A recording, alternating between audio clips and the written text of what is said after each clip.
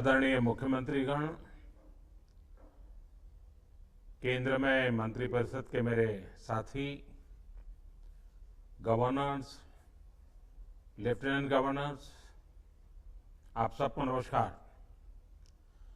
Unlock 1 को 2 सप्ताह हो रहे हैं। इस दौरान जो अनुभव आए हैं, उसकी समीक्षा, उन पर चर्चा हमें आगे के लिए बहुत उपयोगी हो सकती है। आज की इस चर्चा में मुझे भी आपसे काफी कुछ जानने का अवसर मिलेगा। ग्राउंड रियलिटी क्या है उसको समझने का अवसर मिलेगा। आज की चर्चा के निकले पॉइंट्स, आपके सुझाव देश को आगे की रणनीति बनाने में अवश्य मदद करेंगे। साथियों, किसी भी संकट से निपटने के लिए टाइमिंग का बहुत महत्व होता है। सही समय पर लिए गए फैसलों ने देश में कोरोना संक्रमण को नियंत्रित करने में बहुत मदद की है।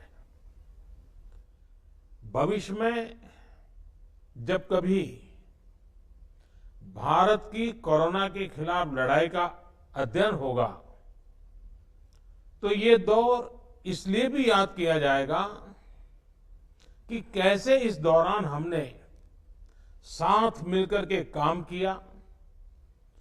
कोऑपरेटिव फेडरलिज्म का सर्वोत्तम उदाहरण प्रस्तुत किया। साथियों, जब कोरोना दुनिया के अनेक देशों में चर्चा का विषय भी नहीं बना था, तब भारत ने इससे निपटने के लिए तैयारियां शुरू कर दी थी, फैसले लेने शुरू कर दिए थे। हमने एक एक भारतीय की जिंदगी को बचाने के लिए दिन रात मेहनत की है। बीते हफ्तों में हजारों की संख्या में हमारे भारतीय भाई बहन विदेश से अपने वतन वापस लौटे हैं। बीते हफ्तों में लाखों की संख्या में प्रवासी श्रमिक अपने अपने गांव पहुंचे हैं। रेल, रोड, एयर, सी सारे मार्ग करीब करीब अब खुल चुके हैं। लेकिन इसके बावजूद, हमारी इतनी जनसंख्या होने के बावजूद, भारत में कोरोना संक्रमण उस जैसा विनाशकारी प्रभाव नहीं दिखा पाया जो दुनिया के और देशों में कोरोना ने आफत पैदा की है। दुनिया के बड़े बड़े एक्सपर्ट्स, हेल्थ के जानकार, लॉकडाउन और भारत के लोगों द्वारा दिखाए गए अनुशासन की आज भारी चर्चा हो रही है। आज भारत में रिकवरी रेट 50% से ऊपर चला गया है।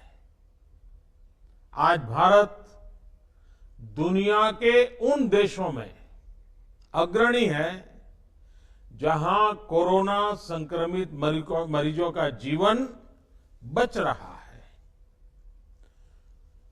कोरोना से किसी की भी मृत्यु दुखद है। हमारे लिए किसी एक भारतीय की भी मृत्यु असहज करने देने वाली है। लेकिन ये भी सच है कि आज भारत दुनिया के उन देशों में है जहां कोरोना की वजह से सबसे कम मृत्यु हो रही है।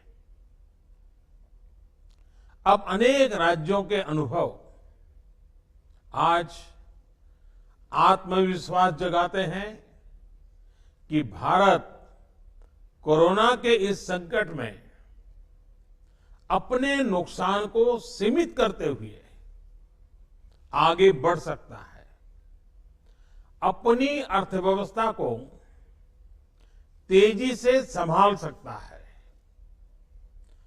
साथियों, बीते 2 हफ्ते के अनलॉक 1 ने हमें एक बड़ा सबक ये भी दिया है कि अगर हम नियमों का पालन करते रहें, सारे दिशा निर्देशों को मानते रहे, तो कोरोना संकट से भारत को कम से कम नुकसान होगा।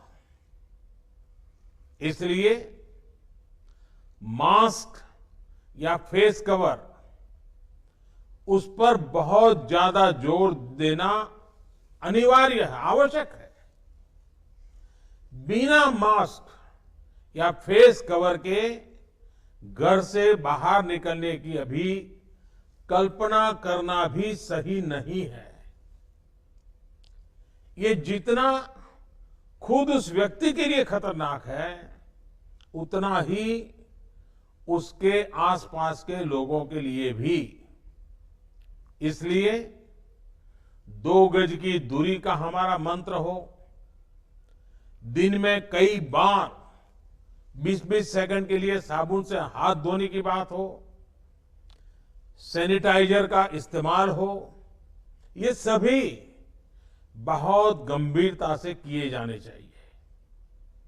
खुद की सुरक्षा के लिए, परिवार की सुरक्षा के लिए, विशेषकर घर के बच्चों और बुजुर्गों की सुरक्षा के लिए ये बहुत जरूरी है। अब तक लगभग सारे ऑफिसेस खुल चुके हैं। प्राइवेट सेक्टर में भी लोग ऑफिस जाने लगे हैं।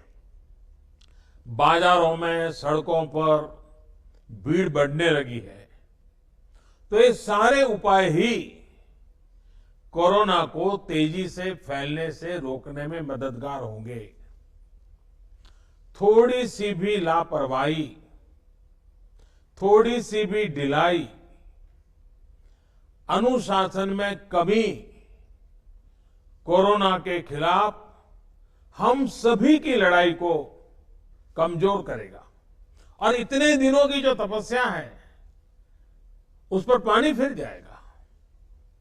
हमें इस बात का हमेशा ध्यान रखना है कि हम कोरोना को जितना रोक पाएंगे, उसका बढ़ना जितना रोक पाएंगे, उतना ही हमारी अर्थव्यवस्था खुलेगी, हमारे दफ्तर खुलेंगे, मार्केट खुलेंगे, ट्रांसपोर्ट के साधन खुलेंगे और उतने ही रोजगार के नए अवसर भी बनेंगे।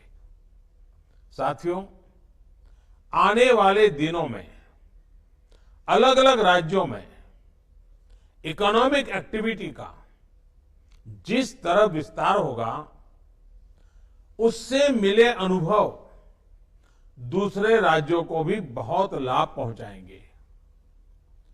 बीते कुछ हफ्तों के प्रयासों से हमारी अर्थव्यवस्था में ग्रीन शूट्स दिखने लगे हैं। पावर कंजम्पशन जो पहले घटता जा रहा था, वो अब बढ़ना शुरू हुआ है। इस साल मई में फर्टिलाइजर की सेल बीते साल मई की अपेक्षा 2 गुनी हुई है।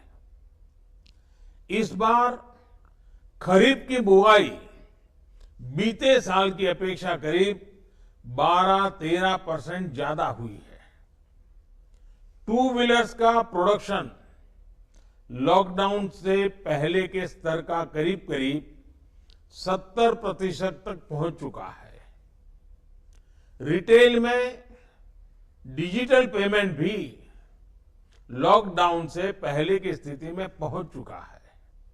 इतना ही नहीं, मई में टोल करेक्शन में बढ़ोतरी होना इकोनॉमिक एक्टिविटी में वृद्धि को दिखाता है।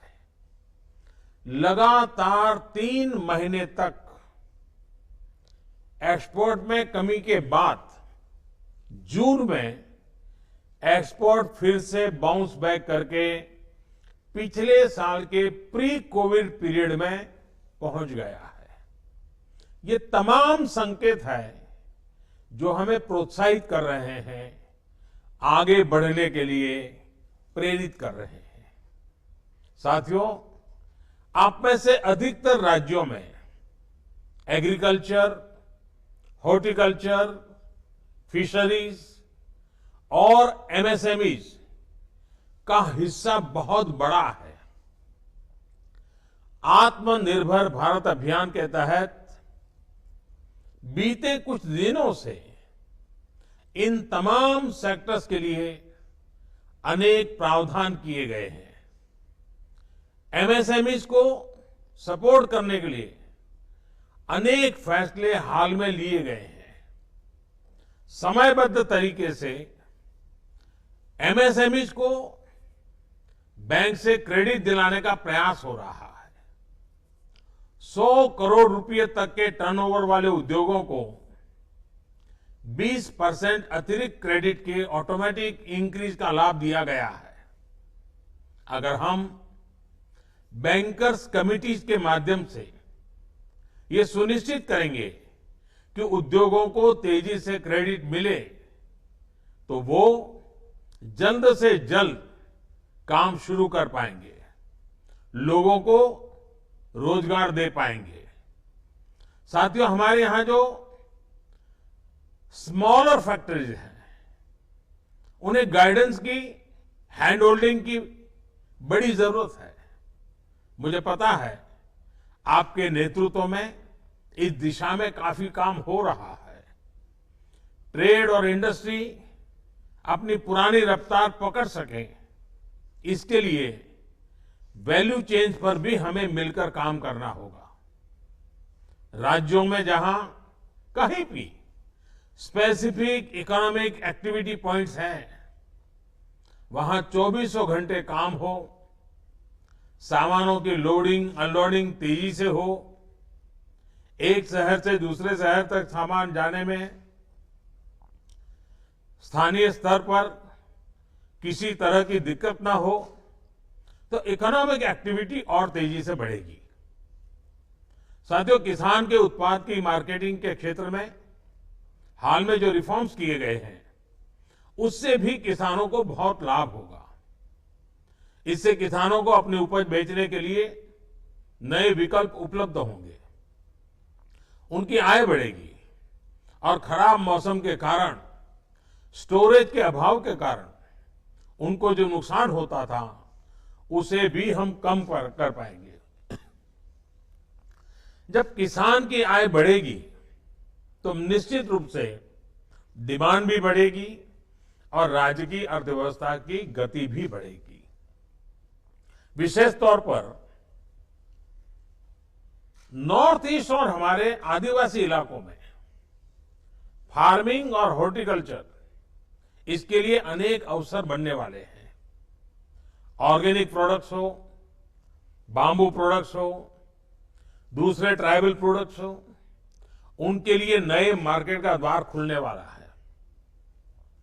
लोकल प्रोडक्ट के लिए जिस क्लस्टर बेस्ड रणनीति की घोषणा की गई है, उसका भी लाभ हर राज्य को होगा। इसके लिए जरूरी है कि हम हर ब्लॉक, हर जिले में ऐसे प्रोडक्ट्स की पहचान करें जिनकी प्रोसेसिंग या मार्केटिंग करके एक बेहतर प्रोडक्ट हम देश और दुनिया के बाजार में उतार सकते हैं। साथियों, बीते दिनों आत्मनिर्भर भारत अभियान के तहत जितनी भी घोषणाएं की गई हैं, वो एक निश्चित समय सीमा के भीतर जमीन पर उतरे, इसके लिए हमें एकजुट होकर काम करना है। इस पृष्ठभूमि में कोरोना से लड़ाई और इकोनॉमिक एक्टिविटी से जुड़े आपके जो सुझाव हैं, जो तैयारियां हैं, वो जानने के लिए मैं बहुत उत्सुक हूं और मुझे पक्का विश्वास है कि अनुभव के आधार पर आपकी जो बातें आएगी, वो आने वाले रणनीति बनाने में बहुत काम आएगी। मैं गृह मंत्री जी से आग्रह करता हूं कि वे आगे की चर्चा का संचालन करें